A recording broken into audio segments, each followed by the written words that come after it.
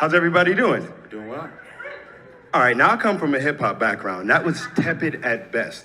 So when I say how you doing, let us know you rocking with us. Show some love, some energy. Just make as much noise as possible. How you feeling?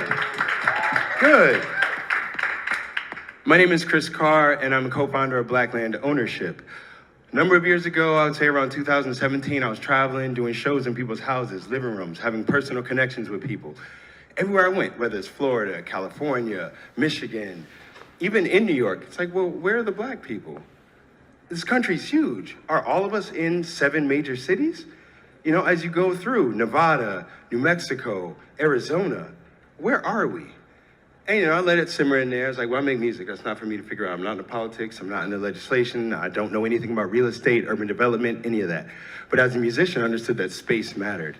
And I understood that having space to gather with like-minded people and it being safe mattered.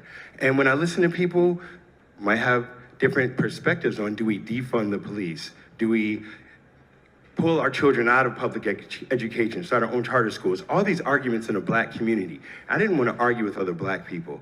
So as I'm traveling, I'm in Colorado, I'm on my homegirl's farm. I got to stay there for free because I helped her pull up tubers. I'm just looking at the land like, who owns all this? This is so amazing. It wasn't black people. And when I came back, I was like, Black Land Ownership, we got to do this. Work together, raise funds, and then we'll figure out how to generate revenue. We don't have to be so extraction-based, but first let's get the land. And in 2019, I got diagnosed with melanoma. Got my pinky toe cut off, was on immunotherapy for 13 months, and everything I ever thought I wanted to do got brought right here, and it was like, do it now and go harder. So we purchased 15 acres of land upstate New York, all conservation. People are like, what, you can't use it? That's right. There's space for black people to enjoy nature and be safe. Friday, yesterday, we just closed on a 22-acre property in upstate New York with the residents on it. Woo! Hold on, I only got a lot of time. Lake access and some other things. What I'm here to do, when I came to South by, I work for a tech company, I work in blockchain. I don't want to talk to people about tech, I don't want to talk to them about music. I want to tell them we need to raise $5 million so that we can buy 8,000 to 12,000 acres of land. Okay? And you're like, you can't get 8,000 acres of land for $5 million. Yes, you can. In New York City, you can get a 3-bedroom condominium for $5 million. How many people fit in that condominium?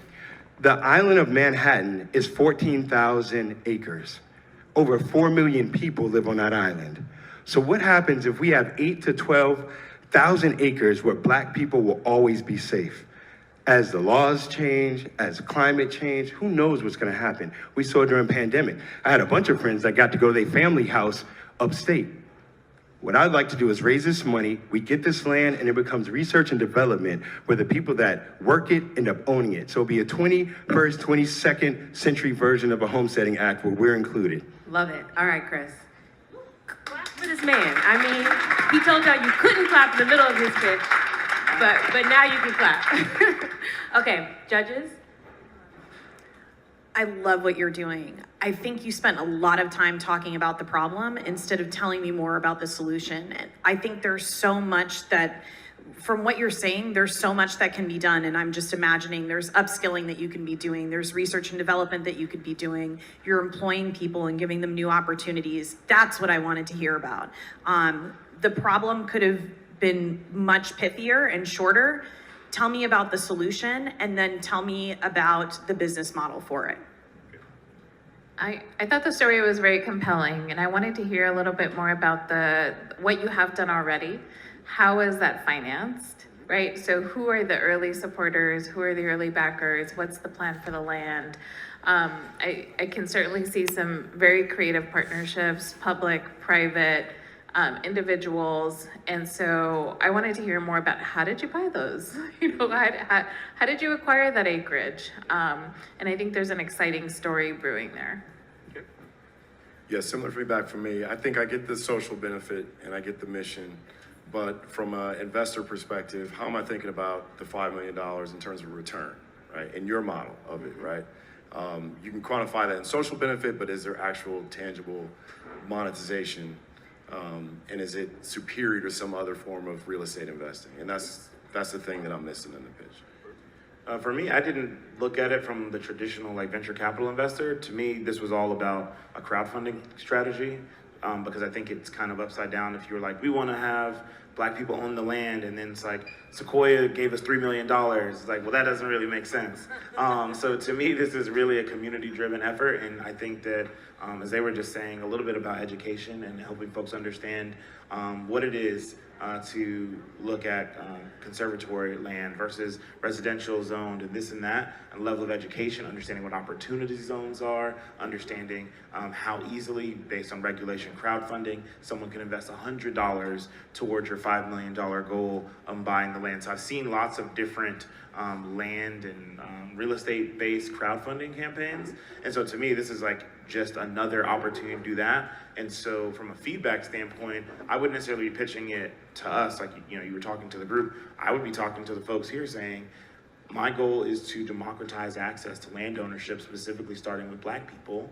And so we are going to help you learn how to invest. We're going to help you get access to the real estate, to the land. We're going to find it. We're going to think through what we can do with it. And then from there, it's an entire marketing business. And so that's generally my feedback on it. But I think that that's a noble cause, but also beautiful as you're creating it.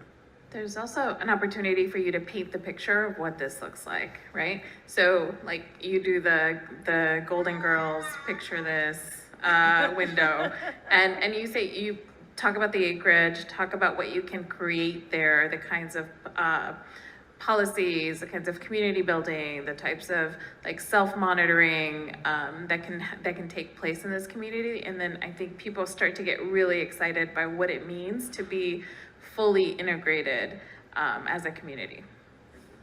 Now you get to respond. Awesome. That you heard. In terms of what an investor could possibly get, if you think about a university like MIT, they work with the people that utilize their labs and they co-own the product, intellectual property, or patent some of the material made. If we have 8,000 acres, we can have whole portions where people try irrigation systems. And as Black people, do you know a single person who has a patent on irrigation systems that's Black? Do they have the space to try it out? Do they have the availability of resources so when it goes wrong, they haven't lost out on all the money they've spent for the space? So I'm looking at like adult playland for permaculture people, for Black folks that are home builders, for people that are non-traditional in thought. And when it comes to it, we did this via crowdfunding, but I want to look at this like, this isn't charity. The revenue is in the investment, but you all would be creating what it would be. And I look at it like a DAO, like a decentralized autonomous organization, where I don't know yet what it would be. What I know is that when you have 8,000 acres, my friends have painted me a picture of what they would do it as architects, what they would do with their tree houses, what they would do with their educational platforms, and have this space where we don't have to charge out the wazoo because we raised the money. And when I look at my story, and while I'm into this, it is that it's made up as it happens. And that as I speak to people, I learn the need, and I learn, and when it comes to farming techniques, cool, we need this.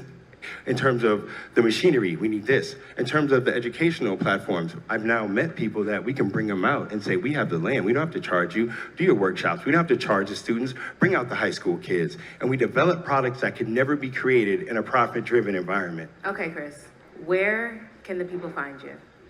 Black Land Ownership, Instagram, website.com. We have information for you that connects you to other Black farmers. Come find me. On my card, it says the internet is not real. I want you to hang out. We're doing a party tomorrow, my friend's space. Uh-oh, not pitching. Come, I'm not gonna tell you, I'm not gonna do the promo, but just come talk to me. And I'll let you know. We are person to person. You wanna come up to New York, come to the land, we just signed the paperwork. It's the most money I ever gave somebody in my life. Okay, Chris. But community support. And so I want to also be of support to you and your ideas. Thank you, Chris. Appreciate it. Thank you. Thanks, Chris.